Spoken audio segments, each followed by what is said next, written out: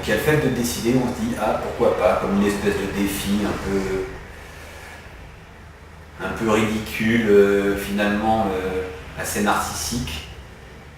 Ça a été de la curiosité, une espèce de grande aventure où on se demande qu'est-ce qui va se passer, où on essaye d'imaginer les choses un peu comme un rêve, un peu comme une aventure qu'on va avoir et qu'on va explorer d'abord en imagination. Montrer son corps, être nu, quelqu'un que je ne connais pas,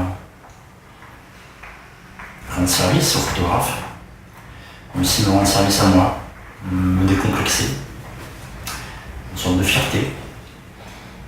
Plus la date approchait, j'étais à l'aise.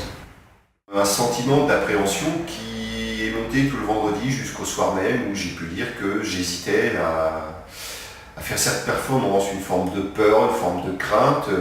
Est-ce que moi-même j'allais pas être ridicule? Est-ce que j'allais être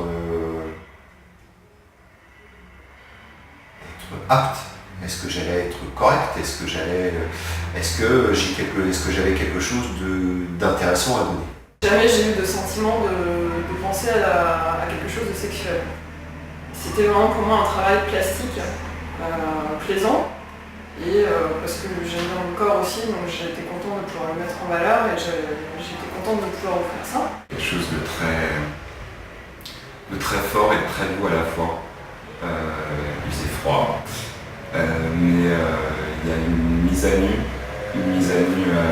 face à l'objectif, mais une mise à nu déjà entre modèles. Soit nu ou pas, change pas vraiment la chose. C'est la même obscénité entre guillemets. La séance de pause, ça a été une espèce de choses de moments plus techniques où en fait en tant que modèle on suit et moi en tout cas je me suis fié et remis complètement à Damien en devenant une espèce de marionnette.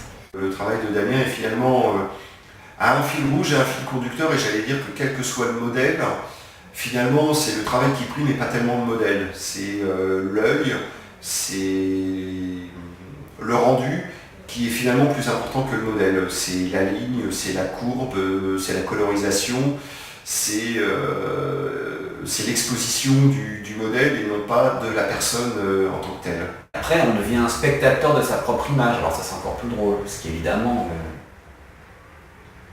si on retrace toute la chaîne, il y a le peintre ou le photographe, le modèle, la relation entre les deux, l'image qui en sort et le regard du spectateur. Donc on se retrouve soi-même spectateur de sa propre image.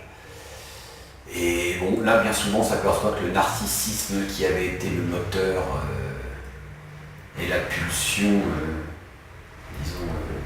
qui nous a fait être modèle est assez finalement dérisoire.